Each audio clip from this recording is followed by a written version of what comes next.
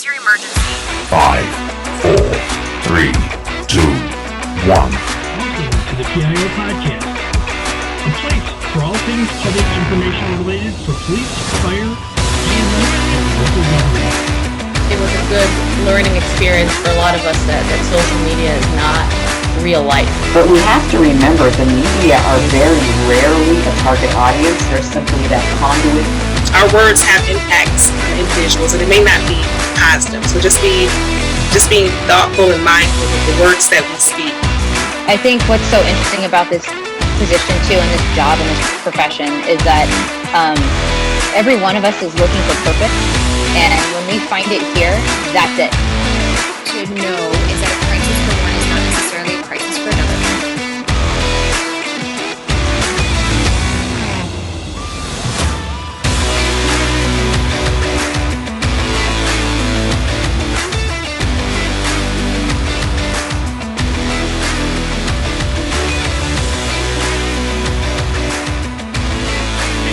I wanted to jump on here for a minute. I hope you're enjoying our content. If you take a moment to look in today's show notes at the bottom, you're going to see a link that says support the show. The PIO Podcast needs support to keep connecting with these amazing resources. Any amount helps. Thanks everybody. We really appreciate it.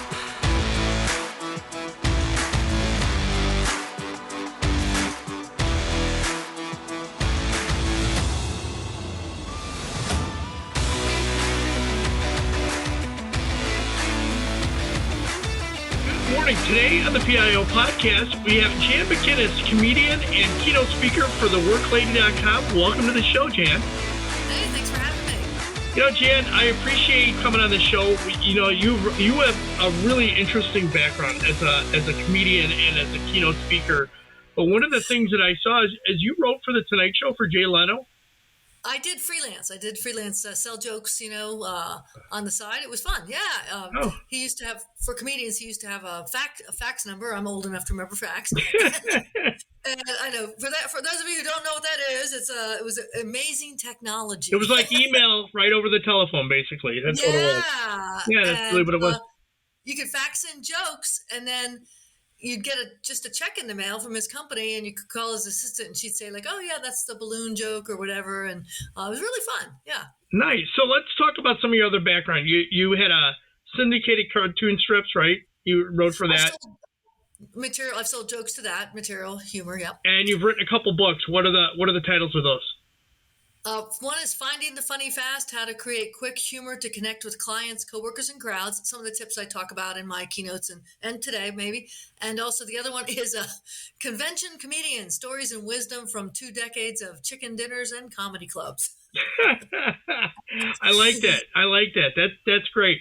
So one of the things I saw a couple of the videos of you speaking at different conventions, and you know the way you impart humor, and I think this is the reason why I thought you would be somebody good to bring on to help PIOs, not during the crisis, but out in the public and doing an event, speaking to a crowd or maybe a town hall meeting, and trying to relax the crowd and engage them, right? I mean, I think that's where sometimes humor can be used, right?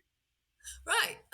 It's a great way to kind of not change the energy, if you will, kick off tough conversations, or just kick off, like you said, you want to grab people's attention. You want to get people to want to listen to you, get people to remember you, make you approachable. You want people to afterwards maybe ask about what you were talking about. Use a little bit of humor. And I want to really make a distinction when I talk about using humor in business. Whatever business you're in, I'm not talking about being a comedian. I'm not talking about joke. Hey, I'm going to make you laugh. It's more about finding the humor in the situation and bringing that forward. And it's a muscle. You got to practice it. You got to be. And I give ideas for places to look, but it's not. You're not supposed to be a comedian. The only time you need to be belly laugh killer funny is in a comedy club. If you're not, trust me, they get mad. Well, let's talk about how public information officers can use humor in some of the work that they do. Yeah. Okay. So I know you do a variety of work, and obviously, thank you for mentioning it's not disaster. It's not, you're not making fun of that. You can use it in, okay, your bio, the simplest thing. What do we send out when we send out information about ourselves? Hi, my name is Jan. I went to this school. I played football at high school. Have a little bit of fun. Let people know you have a sense of humor. Put something fun in there. Websites, certainly there's places you can put, about us sections where you can have some fun with, tell a little bit about the history of the organization or the event. Fun facts, weird facts, weird history facts. You can toss in some fun things like that to let people know that you've got a good sense of humor and you know. And I think that that's something that for a little while when the internet, or I should say when social media first kind of made it into law enforcement and they started using Facebook, there was points where humor was used, and I think what ended up happening is they got a little carried away with it, and they went too far in a lot of cases, and then agencies pulled back and said, no, we don't want to use humor like that because it can become offensive if you do it wrong. Right. And if you do too much, people get kind of turned off by it because they think all you're doing is joking around. Right. That's even with comedians. Have you ever met a comedian off stage? They just won't stop. I mean, they're just they're annoying, right? but yeah, it's well placed. It's using it just a little bit to your advantage. I don't know. You sit down to a staff meeting. You just had some big thing. If you don't address it, people think, oh, he or she doesn't know what we're going through. If you do address it, or if you go to speak in public, some big thing that's happened, you can address it really quick with just a little bit of humor and move on. And people go, oh, okay, yeah, they know what we're dealing with. That's a good point. You brought up, in an event or talking before, and I saw something that you did where like almost asking a survey question. Oh, yeah. Okay, so I talk about getting the big elephant out on the table. So if you've had something you want to kind of address it really quick, again, not super serious, but something you want to let people know that, hey, I know what's going on. You can use a little bit of humor. Comedians call it addressing what people see first. As a comedian, if I get on stage and I'm really overweight or I'm really tall or I have a noticeable disability or I look like a famous comedian, I look like Jerry Seinfeld or something. If I don't say something about it, people spend the whole time like, gosh, she looks like Jerry Seinfeld. They won't listen to what you're saying. But you can address it by, you can get the big elephant on the table by addressing it first. And I say sometimes you can blurt things out and just address it. I use an example of my brother going to dinner with him and his wife and their 3 boys to a Mexican restaurant. And my 12-year-old nephew, Patrick, ordered the Fiesta platter, which was the size of Mexico. It was pretty big. and after the check came, and I grabbed the check, and my brother's trying to get the check. We're doing that whole check tussle thing, And a couple minutes in, Patrick blurts out, "Dad, let her have it. We don't know how much this thing cost." So he kind of got the big elephant out. But sometimes we can't. You want to bring it up, but you can't. So Right. Comedians have a couple of tricks. If something has happened ahead of us on stage and we want to change the energy, we do like a survey. Hey, quick survey. How many people think blah, blah, blah? And I've used a survey method quite a bit. Did it at, I think it was a corporate event years ago, right after the Super Bowl. And I guess the CEO had spent the entire Super Bowl Sunday watching the game and then making this really boring analogy between life and the Super Bowl and trying to motivate everybody, and he was bombing. Okay. Wasn't going over well. People were kind of looking at their phones, falling asleep. So after about 5 minutes, he ran off and pushes me out there. I can't go right into it. I can't go right into my message. I can't, I got to change this energy. So I use a survey method. I went on, hey, quick survey. How many people hope next year during the Super Bowl, Bill does like the rest of us and just drinks a beer? All right. Great way to kind of get out what's going on. I had license to have fun with him, but, just to acknowledge what's going on in a fun way. It's funny that you bring it up that way. So my son has a friend that is in a wheelchair, and he's been in that all his life. He's a great kid. He's got a fantastic sense of humor, and he's very witty. So he substitute teaches. So he was at school, and he comes into class in his wheelchair, and he's got a little bit of a issue with his jawline too. And one of the kids finally asks a question: "What happened to you?" And he says, and he just shoots back. He goes, "I didn't listen to the substitute teacher in the class I had." Yay! That funny, good. Yeah. I mean, it is perfect, and that is so him. That is his wit. He is that quick, and it was just. And I heard that, I just laughed out loud because I'm like, that's him. Yeah, he's just that way. It's so disarming. A friend of mine who's a comedian, Brett Leake, has muscular dystrophy. He doesn't have an act about it. He has one joke. He said because otherwise he's going to get on stage and people are going to spend the whole time thinking, does he know he has muscular dystrophy? Maybe, maybe we should tell. They won't.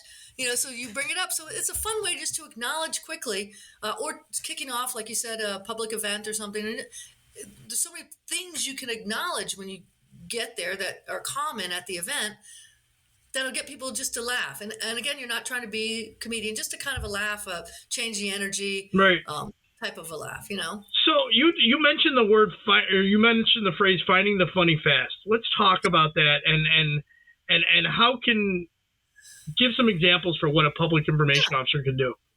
Okay, well, examples, a couple of quick ways, because humor is a muscle, so I tell people you've got to start looking for it, start looking around, and for example, for the ironies and the disconnects. Ironies are a great way to find humor really quickly. I don't know, I did an event one time, or looking around the room, and you can see, the ironies. When I walk into a room, I just start looking. I look at the agenda, I look at the temperature, I look at the crowd, I look what's going on, and pull these things out. I did an event once where the speaker ahead of me, Keith Ferrazzi, was speaking on, he was networking, and the title of his talk was "Never Eat Lunch Alone." Right after him on the agenda was "Lunch on Your Own." Okay, but we don't notice this stuff because we're not paying attention. So ironies are a really great way to kind of pull out some humor fast and have some fun. Analogies are great, have some fun with that. Humor is also about using extremes. If you listen to any comedian, we talk about things. Somebody isn't 100 years old, they're 1,000 years old. They don't weigh 100 pounds, they weigh 10,000 pounds. We look at everything like it's a problem, and we ask the question, how would I solve this if I could solve this any way I want? And we come up with some fun, extreme solutions. And that's where some humor is. So quick ways you can do it. Acronyms. I mean, if you just want to do some easy humor to get people laughing, and maybe they'll read your email or your memo or whatever. I think all of our businesses are full of acronyms. How many people have not, spoken a complete sentence since you took the job? And change the definition. Have some fun with those really quick, fast ways to add humor in and get people laughing and maybe, okay, I want to read this. This is funny. So yeah, many years ago, I was doing some training, and I had to drive from Illinois to Indiana, and you're going back in a time zone. So I miscalculated the time. I got there like 30 minutes late, and I walk into this convention hall, and it is wall-to-wall people. And I'm like, I'm getting my computer set up. I'm getting, there are guys that are helping me with technology. And somebody goes, "Why are you late?" And I said, "You know what?" He goes, "I got stopped by one of you guys on the way here, and he gave me a ticket." And just absolute silence. And everybody's like, "You got a ticket?" I go, "Yeah, I got a ticket." And then he drove me here with lights and siren. That's how I got here quicker. And like everybody busts out laughing, so they all kind of knew it was kind of a joke. But yeah. It diffused a very tense situation. Yes, I was late. I screwed up on the time. But do I tell him I didn't realize the time change? And when I did the conversion of the drive, would that have been funny? Nah, it would have just made everybody mad. Yeah, and it's it is a great tool, and it kind of quiets people down too. We don't really need to know why you're late now. We get it. So I think it's a tool, and I think it's a tool that people don't use enough because they don't think they can. They think, that's for comedians, so they don't look at it as, I can use humor, but there are things, ways to use humor. And I think in everyday law enforcement, the use of humor can be done, especially when you're in a tense situation, and you can find some humor in something that might help everybody just laugh, because laughter, it is infectious. And if somebody's laughing, they're not really, they can't get angry. That laughter just, doesn't it? Am I right? Yeah, laughter is the only emotion, one of my clients told me this, that the only emotion you cannot multitask. Like you could be crying and typing out that letter to someone who broke up with you, but you can't be laughing and doing the same thing. Of course, my thought is, what about laughing and wetting your pants? You can still do that, okay? Yeah, but I can see that. Kids are always kind of pulling out the humor because they don't get it. Those disconnects. I joked about my nephew, but my sister was in the car. She got a speeding ticket with her 5-year-old in the car, which is not the person you want to get a speeding ticket with, right? After the officer left, her daughter's like, "Well, mommy, how do you know how fast to go?" And my sister's like, "Well, there are signs all along the highway." And her daughter's like, "Well, can't you read?" She's kind of pulling out the ironies, the disconnects. They just do it naturally because they don't get it. Like, why would you ignore the law? So, They don't have a filter, right? Yeah, they just so don't. think like a 5-year-old. Right, right. What would look at it with fresh eyes, and what would they think? You get a lot of humor if you don't do pre-thinking. You just go into the situation and go, okay. All right, so you've talked about this changing energy. How do you do? Where does that come into play? Changing energy in a room. You walk in, it's ice cold, or everybody's got their head in their phone. I'll tell you what, worst time to do a presentation after lunch. After lunch, I brought in a lot of after lunch, and acknowledge it, but with some fun. What did they have for lunch? Just start asking questions so you can pull out the humor. What did they have for lunch? Why'd they put me after lunch? Who, what, when, where, why? And you can come up with some fast humor. Again, it's a muscle. So start thinking about it. And then when you really want to use it, you can. But I walk into a room and I've got a whole list of stuff. I start looking around, the temperature, the people, the agenda, the seating assignments, I did an event one time at a hospital, and very nice event, but they had dried flowers in the middle of the table, the huge decorations. And so, good joke, how good is this hospital if they can't even keep the plants alive because dried flowers? But it got a nice laugh. And you got to say it in a nice tone and certainly we'll talk about a few rules in using humor. And now, a word from our sponsor. In today's climate, you need to be able to communicate, whether you're communicating to those you serve, your peers, or your constituents. Whether you're looking for professional development or to work with a professional, John Guilfoyle Public Relations has you covered. From crisis communications to website development, visit our website at jgpr.net or call us directly at 617-993-0003 to get started today. We'll help you tell your story strategically. Now let's return back to our episode. Okay, yeah, let's talk about those roles because I think that might be important. And that was kind of a question I was getting to, but it's a good time to talk about it. Sure. In comedy clubs, pretty much anything, the only rule is be funny. They don't care. They know what you're about. Whatever it is you're going to talk about, whether you're dirty, whether you're religious, whatever it is, just be funny. But when you're using humor in business, you really want to pay attention. First of all, common sense, sex, drugs, rock and roll, probably politics. Stay away from those jokes. I would say a big rule: never make fun or joke about something that you are not a member of. If you're bald, you can have fun with bald. If you're overweight, you can have fun with that. If you're not, just stay away from that sort of stuff. Watch it when it comes to women. I always say, you can kind of goof with guys. Even in comedy clubs, the woman has to be really drunk and everyone has to hate her before you can even say anything.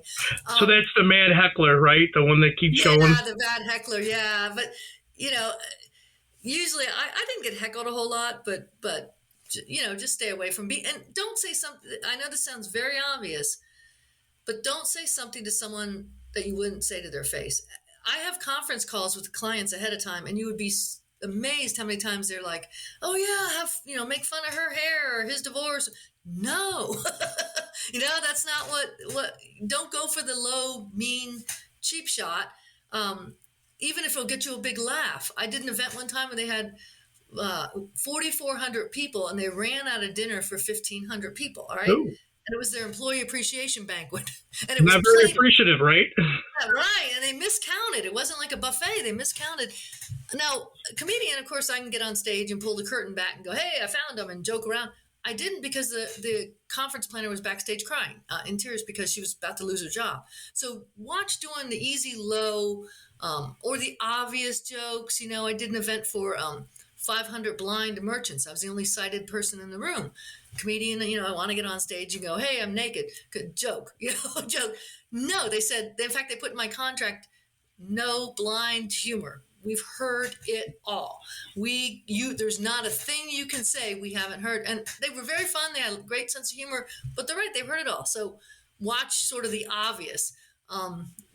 And I did a show for postmasters, and my friends were like, "Oh yeah, going postal." No, they've lived through that. That's not. Yeah, that's really the low hanging fruit, right? Yeah.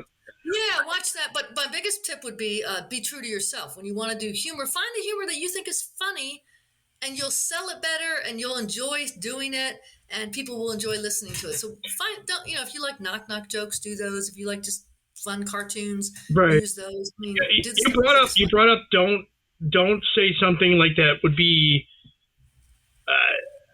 offensive to someone else. But there's like a fine line there. I go back to the comedian Matt Rife that has been brutal. He's been beaten up pretty bad, and he made a comment about a domestic violence thing that got him into a lot of trouble. And there is a fine line. You can go to a certain spot, and if you go beyond that line, it usually backfires. Well, and you know what? I started to watch his Netflix thing the other night. Actually, and I don't watch a lot of comedians, so I didn't get through it very far. Everyone has a different brand of humor. Comedy, like I said, comedians in comedy clubs, you can pretty much, as long as you're funny, as long as there's a punchline, and the club that books you normally knows if you're going to speak on this subject or this is what you're about. And the audience, he's got a big enough audience that they know what he's going to talk about. If it's funny, it's funny. It's not what I would do. And it certainly is not what you should do in business, but it's what he would do. And it's what his crowd like. And that is sort of it's hard to explain, but that's a standard. That's what he wants to do. And that's what he's got a following for if he wants to do that. Do it in comedy clubs. He won't work where I do. He won't work in the corporate, and right. He wouldn't be a model for the corporate. So I can't condemn it. It's what he does. It's what he's been famous for doing, I guess. I don't know. Did we talk about what people addressing what people see first for the humor end of it? Did we talk about that? I was talking about when you get on stage as a comedian, if you're really tall or really overweight, you want to kind of say something about it. Otherwise, people spend the whole time like, does she know he's really tall, 6'5"? I know, was it Louis Anderson used to start, he's kind of a large guy. He would start off his shows by picking up the microphone stand and moving it over, go, now you can see me. Funny because he's a big guy. But then you don't have to say it anymore if you don't want to talk anymore about it. But if he goes through this whole act, if you're really large or really tall and you don't say a thing about it, people have a little hard time. Really? Does she know or he knows he's 7 feet tall, right? And they kind of that's in their head the whole time. So I'm kind of short, so like there have been times when somebody will look at me and I'm on ground level and I'm talking to a crowd, a fairly large crowd in a training event, and you could see them looking at you, and I'm trying to talk to everybody in the back, and I said, I used to be 6 feet tall, but then my wife, she just kept hitting me in the head, and I've shrunk it down to 5'3". So I've learned not to argue with my wife. Very fun. Yeah, nice way to like let everyone know. Okay, I get it. You're having trouble seeing in the back or whatever. Yeah. I did that. And I don't know if this is probably an old reference for some of your listeners, but I was in a comedy club years ago, and I had to follow this really young hip comic, and I'm like, okay, I'm a bit older than these people, but I got on stage and I said, I know you heard a woman comic coming to the stage. You were hoping for some young, hot, sexy 21-year-old. Instead, you get me, the mom from the show Family Ties. Barry Baxter Bernie, because that time I looked kind of like her. And so they got a big laugh, and it was a nice way to kind of acknowledge I'm not the young hip that you're going to see. I look more like a mom, Nice. Yeah. How can PIOs ride that line without being offensive? I think that's kind of something that's very important, that if they're going to try humor, where does that line go? I really, really think common sense. Is it run it through is it going to hurt someone? Is it going to be hurtful? No, then you don't do it. Is it a low shot? Don't do it. Is funny? Do you think it truly will be funny to other people? Is it, obviously it's not dirty. You're not those kind of things really is a common sense thing. It's you just know if something's funny, and it's pretty easy to joke. You can joke about the weather, you can joke about the room setup, you can joke about not being able to see, you can joke about yourself. Self-deprecating humor is great. I joke about my big feet, size 12 AAA feet. Great way to do to kick off and have some fun with something about you. And I can't tell you how many times people come up and go, "Oh my gosh, I have a size 13," or I have a big foot too. Where do you shop? So stick to subjects that are, if you're really nervous, start out by sticking to stuff about yourself, and have some fun with that. Have you ever seen the Polk County Sheriff speak? He's from Florida. Big, tall guy. He always gets up and he's always holding pictures up on the podium when he's talking about a crime. I mean, he's an interesting. If you ever get a chance, Google Polk County Sheriff in Florida, and it'll come up. And I can't think of his name for the life of me right now. But he'll hold a picture up and he'll talk about this person that they arrested, and sometimes he throws out some zingers on these guys. And I bet there's a lot of. And he's an elected official, so politically, he's not worried about it. He's been reelected. I don't know.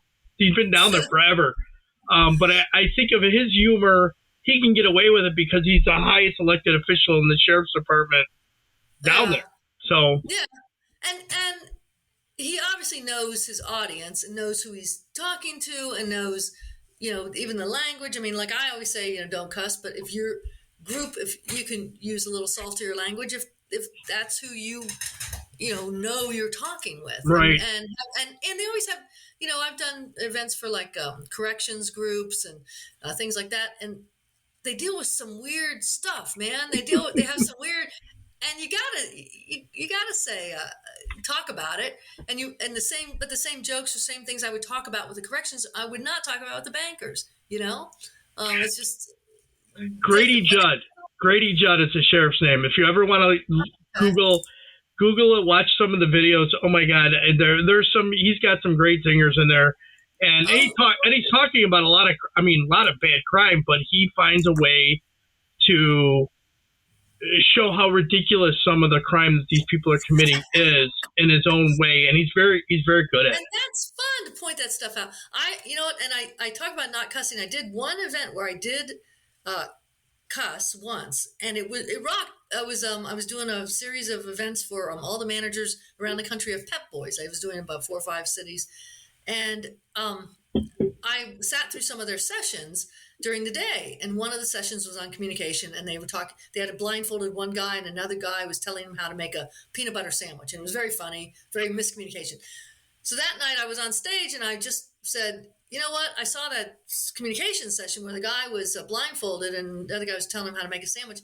He said, if you've got an employee so stupid he doesn't know how to make a peanut butter sandwich, fire his butt and send him over to AutoZone." Right. The place went nuts. Oh, God. But because I used it, I knew what I was doing. I wasn't doing gratuitous cussing. I got hired for a bunch more events after that. I wasn't trying to be gross or anything, but I knew they would be fine with that because they probably hear a lot saltier language. But it really was fun to say that, but haven't done it since.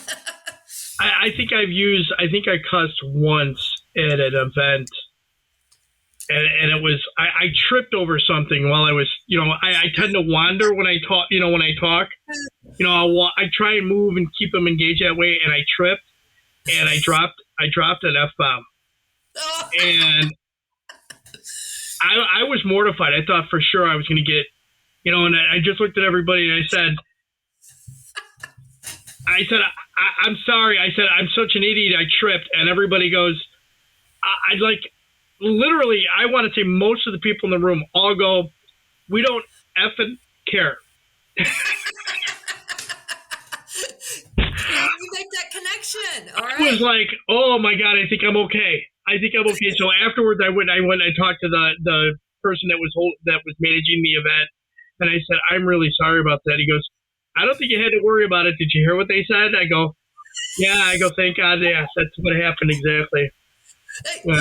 Yeah, perfect. Well, and paying attention to the room and the people in the room is a good way to not get yourself in trouble as well. I did an event one time. It was for education group years ago, and I got myself in trouble because it was mostly women.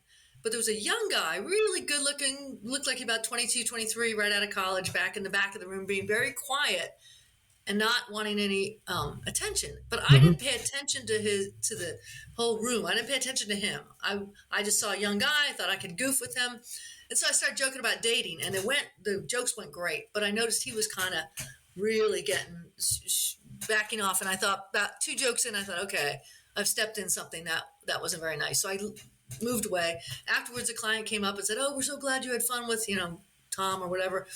He never talks about dating. And I thought, I felt horrible because I know it was something that I shouldn't have. He didn't want any attention. I wasn't paying attention, that he was kind of way in the back trying to stay away from stuff. And so I didn't get in trouble with the client, but I felt terrible because I do not want to make someone uncomfortable with the humor. And I did. So I learned a good lesson. Pay attention to the situational awareness, the surroundings. When you said that, drop the F-bomb and they all shouted back. I mean, I know you're probably thinking the whole speech, oh gosh, I got to talk to the client. I thought for sure I was going to get pulled out of the room. But that happened, and I was like, I just breathed a sigh of relief. I said, that's never happened again. And I stood still the rest of the training that I did. It was whew, scary. Shows you're real too, but and the fact that you shouldn't have said, like some people would say, just keep going, and it's like you knew you shouldn't have said that and kind of acknowledged it. That was great. That's a way to get back at, and you're being real. You're being human. Yeah, I agree. That's kind of like what you got to do that, right? I mean, that's the only thing you can do is try and make sure you connect with your audience in any way, shape, or form, and by admitting I screwed up. Right. Yeah. I tripped once. Oh my gosh. I was emceeing a 3-day event, and they had these big IMAX screens with the big feet sticking out. And the whole 3 days, I'm so cognizant about that. Like I had to step over it to get to the stage. Last thing I did, walked off the stage, boom, right on my butt. And people jumped up and more people are more happy that it's not them that did it. Mm-hmm. But I was like, I didn't cuss, but I was so like, I worked for 3 days to step over those things. Yeah, I did an event we're on a stage. It was an elevated stage, and there was 3 or 4 of us up there at a panel, and then they were going to go to a video, so the lights went down, and everybody walked off, and I left my phone sitting on the table. I went to grab it, turned around and walked off the stage, and dropped 4 feet because I literally missed the stairs. Luckily, it was pitch black. Nobody could see anything. I jumped up real quick. I was like, whew, safe, no problem. But people are just happy it didn't happen to them. And things like that. Like I acknowledged I was doing a big MC event for Lockheed Martin. Yeah. And it was their awards banquet. And it was so funny because they'd call out a winner, and the winner would come up on the step. The steps were behind the curtain, and they'd come out. And I said, I was able to acknowledge, I said, realize the steps are behind the curtain because they can trust you to build multi-billion-dollar missiles, but they don't trust you to walk up a set of stairs in front of the audience without tripping. And got a huge laugh, but it's kind of true. They don't want anyone to have a misstep going up. Yeah. I mean, I was thinking about this the other day. All the stuff that's happened to Boeing in the last 6 months to a year. I couldn't even imagine doing a convention at Boeing and then going, you got to be careful with Boeing because you never know, a door might fly off or wing or the seat. You can't throw those zingers out there anymore, can you? No, you can't. And I mean, I had fun with them because we also did it in a train station, Union Station in DC. And I'm like, well, missile company and a train. I guess Amtrak is having theirs at Cape Canaveral. Something like that. It was fun. Now, you talk about serious subjects. pretty much any industry you can have some humor, but sometimes not direct humor. Like COVID, very serious. You cannot joke about COVID, but you can joke about the stuff around COVID. The weird masks. People are making masks out of all sorts of stuff. The weight gain, staying 6 feet apart. You can joke about some of the stuff that's happening around it, possibly, but you don't joke. Make COVID jokes to me. Right. Funny, Yeah, because absolutely. people are getting very sick. But sometimes you can do that. Yeah. What else can you add to this as a way for humor to be brought in, either in public safety writing or in how they communicate just in general? Yeah. Well, speeches, writing, websites, press releases, any kind of communication. Look for the ironies, look for the disconnects, look for the analogies, look for different definitions, look around you. Even when you're writing a press release, do a little research. What are funny facts or weird facts or things you can bring out about the town, about the whatever? People like to read that stuff. And it's always something you can have fun with. Even if you're not, you mentioned something in the press release about, I don't know, some city water something. I don't know. What is a fun fact about city water? What is a fun fact about? You can go look into. Yeah, those are things I think that I think we forget about, because we tend to be very serious about press releases. But in some cases, when maybe it's a press release about I don't know, an event that you're going to have, and you could say, yeah, last year we had 300 people show up and we only had 200 hot dogs or something. Yeah, have some fun, or get there earlier. Well, it's like headlines. To use humor can also grab attention with headlines. Think of, I don't know if you remember, Jay Leno used to have those wacky headlines that were really printed. If you read I know a guy who runs an engineering firm, but he always made his new engineers who are going to do writing for him read weird things like the Weekly World News and all those kind of crazy tabloids, because they know how to grab attention. So we read weird stuff. That those writers are brilliant. They can, alien, Elvis found on Mars or something, but it makes you want to read the article, right? Right. So he used to make, and so as someone who does a lot of writing, go read other things that are stupid, fake, whatever, the Weekly World News, total, right, the Inquirer, whatever it might be, right? Yeah, right, because they know how to grab your attention. You're not gonna make up a story like that, but they know how to kind of get your attention and get you thinking funnier. Right. All right, Jay, let's change this up. Let's go to some rapid fire questions. Okay. Talking or texting? Talking. Chocolate or vanilla? Vanilla. Coffee or tea? I'm a new coffee drinker. Last year. Adult drink of choice? Oh, vodka, beer, wine. What do you want? Pick one. What would be a superpower if you'd have one? To get from one end of the country to the other, or any state, in an instant, instead of getting on a plane. Be so nice. Ask permission or beg for forgiveness? Beg for forgiveness. Place you most want to travel to? I'm trying to get over to Italy, somewhere like that, do some hiking. The Amalfi Coast. Go there. Yeah. First celebrity crush? Didn't have one. I don't even know celebrities out here in Los Angeles. I don't even pay attention to them. I think a lot of people are starting to turn away from that. Guilty pleasure. Lassie. I like animals. Yeah. Guilty pleasure food? Pizza and ice cream. If you could have coffee with any historical figure, living or dead, who would it be? Frances Perkins. She started everything from Social Security to, worked with FDR. Very fascinating. I read a book about it. Very, very, I don't know how she had time. She did more in a week than I'll do in my lifetime. Very interesting.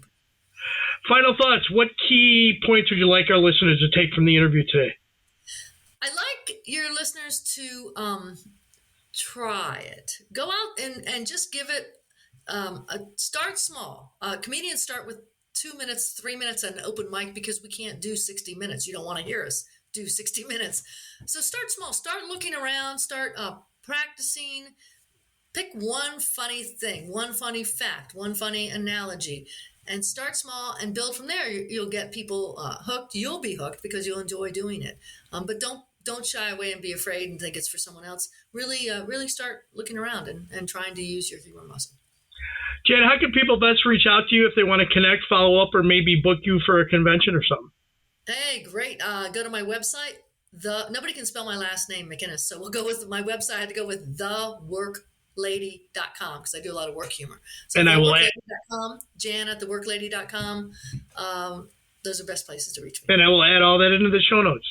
Super. Thanks. Jan, thank you very much for coming on the show. I appreciate it. I appreciate your take on humor and providing an opportunity for public information officers and public affairs people to look for humor in a way to connect with their community. So thank you. Thanks for having me.